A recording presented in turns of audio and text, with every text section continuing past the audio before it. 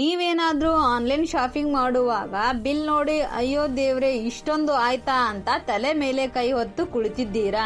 ಬಿಡಿ, ಇವತ್ತು ನಾನು ನಿಮಗೆ ಶಾಪಿಂಗ್ ಮಾಡೋದು ಹೇಗೆ ಅಂತ ಹೇಳ್ಕೊಡಲ್ಲ. ಅದರ ಬದಲಾಗಿ ನಾನು ಶಾಪಿಂಗ್ ಮಾಡಿ ಹಣ ಉಳಿಸೋದು ಹೇಗೆ ಅಂತ ಹೇಳ್ಕೊಡ್ತೀನಿ. ನಾನಂತೂ ಮೊನ್ನೆ ಒಂದು ಟ್ರಿಕ್ ಯೂಸ್ ಮಾಡಿ 1000 ರೂಪಾಯಿ ಉಳಿಸಿದೆ.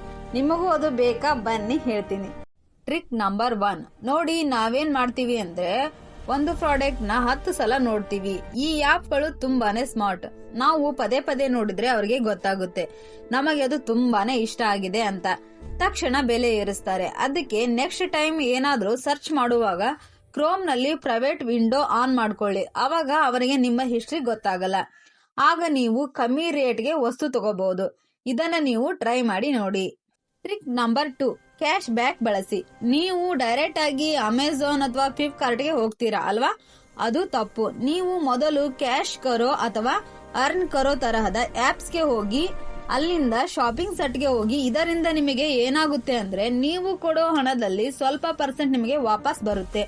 ಆ ಬಂದಿರೋ ದುಡ್ಡಲ್ಲಿ ಒಂದು ಸಿನಿಮಾ ನೋಡಿ ಬರ್ಬೋದು. ಗೊತ್ತಾ? ಇದು ಸಖತ್ ಅಲ್ವಾ?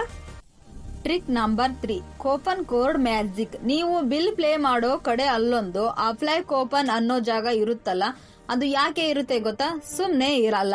ಬೇಕಂದ್ರೆ ನೀವು ಗೂಗಲ್ ನಲ್ಲಿ ಹೋಗಿ ಜಸ್ಟ್ ಒಂದು ಸಲ ಚೆಕ್ ಮಾಡಿ. ಅಥವಾ ಒಂದು ಸಣ್ಣ ಐಡಿಯಾ ಕೊಡ್ಲಾ? ನೀವು ಅವರ ಕಸ್ಟಮರ್ ಕರೆಗೆ ಚಾಟ್ ಮಾಡಿ, ಹಲೋ ನನಗೆ ಡಿಸ್ಕೌಂಟ್ ಬೇಕು ಅಂತ ಕೇಳಿ. 10ರಲ್ಲಿ 5 ಸಲ ಅವರು ನಿಮಗಾಗಿಯೇ ಒಂದು ಸ್ಪೆಷಲ್ ಕೋಡ್ ಕೊಡ್ತಾರೆ. ಕೇಳೋದ್ರಲ್ಲಿ ಏನ್ ಹೋಗುತ್ತೆ ಅಲ್ವಾ? Trick number 4. Cart trick. ಇದು ದೊಡ್ಡ ಕಂಪನಿಗಳಿಗೆ ಇಷ್ಟ ಆಗಲ್ಲ, ಆದ್ರೆ ನಿಮಗೆ ಹೇಳ್ತೀನಿ ಕೇಳಿ.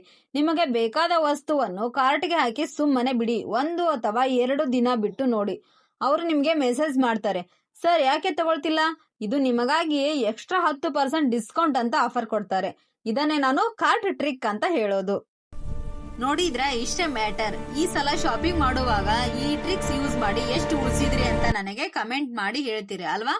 ವಿಡಿಯೋ ಇಷ್ಟ ಆದ್ರೆ ನಿಮಗೂ ಗೊತ್ತು ಏನ್ ಮಾಡ್ಬೇಕು ಅಂತ. ಆ ಲೈಕ್ ಬಟನ್ ಒತ್ತಿ ಮತ್ತು ನಿಮ್ಮ ಶಾಪಿಂಗ್ ಫ್ರೀಯ ಗೆಳೆಯರಿಗೆ ಇದನ್ನ ಶೇರ್ ಮಾಡಿ. ಸಿಗೋಣ ಮುಂದಿನ ವಿಡಿಯೋದಲ್ಲಿ. ಬಾಯ್ ಬಾಯ್.